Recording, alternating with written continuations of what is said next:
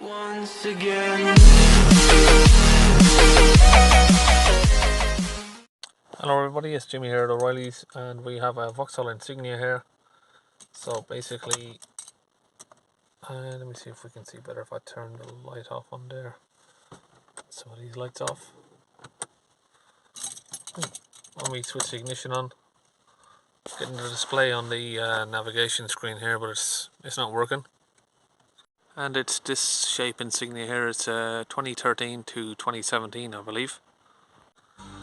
If you turn on the radio, that works. And the controls on here are all working. So you can control the volume up and down, and all of this is all working here. So it's just something is wrong with the screen, we can't get it to work. Just going in on our diagnostic machine here. Have a look in the radio, special function, canvas. Just going to press continue. So I don't know if you want to read that. You can press pause there. And I'd like to add as well that it's had the battery replaced, it's had the battery disconnected, so all of the power supply has been done.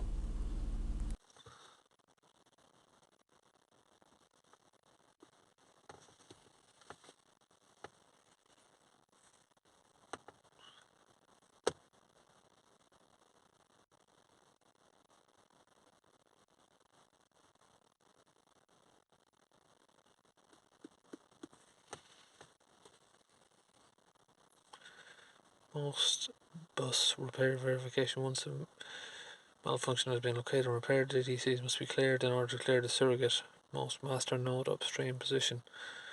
Check the data list. Disconnect power supply to the radio to clear the value.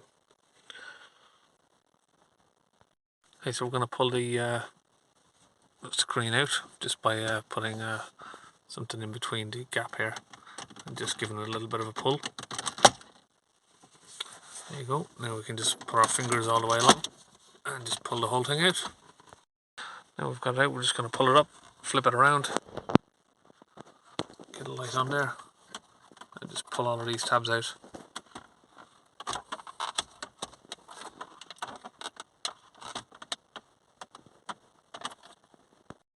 So we've got all those out just by pressing the tabs and just giving them a pull. And having a check at the wires, can't see anything wrong. This one's got a USB cable on it. So just have to make sure that all these wires look like they're working okay. So that looks okay to me. And of course this is disconnecting the power as well at the same time. So now we're going to just try and plug it back in and see if it made any difference.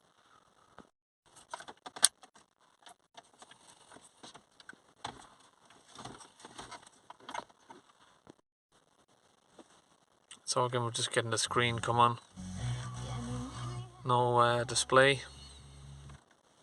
We're just going in on our Autel machine here and we're going to control module reset. And I can see when I press the reset there, it's doing something to the screen because it's, you'll see if I press it now. Hang on, let me just turn these interior lights off. So I'm going to press reset on here. And you can see on the screen that it resets the screen, but it's still not displaying anything. Now it's a really weird one here because if I touch my finger on the screen here, we can see that the live data there is moving. So the screen is actually touching, we're moving, getting signal from it, we're just not getting a display.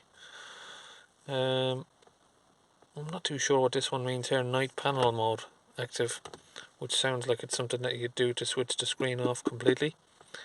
But this did happen after the car was sat for a couple of months. It needed a jump start. As soon as it was jump started, all of the screen started acting a bit crazy and then it went off. So we're just going to go through here and see if we can figure out, is there anything that we can do to reset it, hopefully. Okay, so we've just found this code here, B1325, and a variation of -03, control module power circuit low voltage.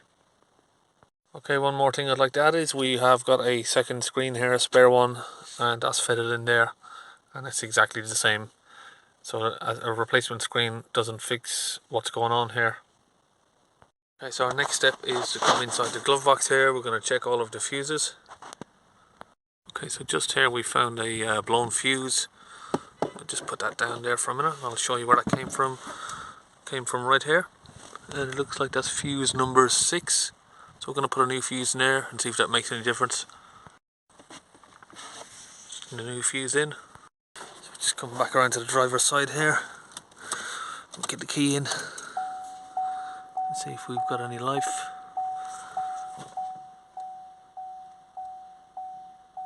And no, that's not made any difference. So we're now in the engine bay.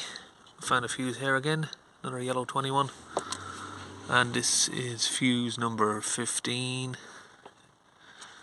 So I'm going to put a new fuse in that and then try that.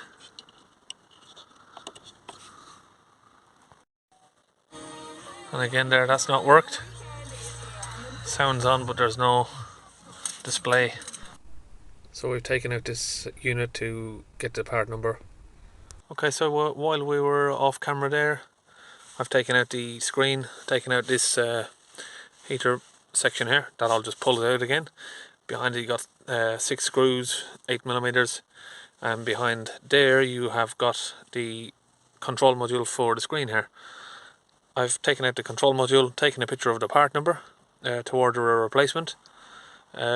Perhaps one of the connections were loose on the back, because when I put it all back together, the screen is now working.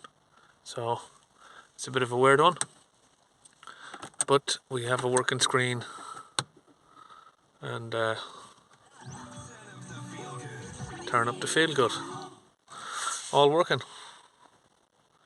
If it happens again, we can maybe look at getting a different unit, but it looks like it was just maybe a loose connection, and it seems to be all sorted.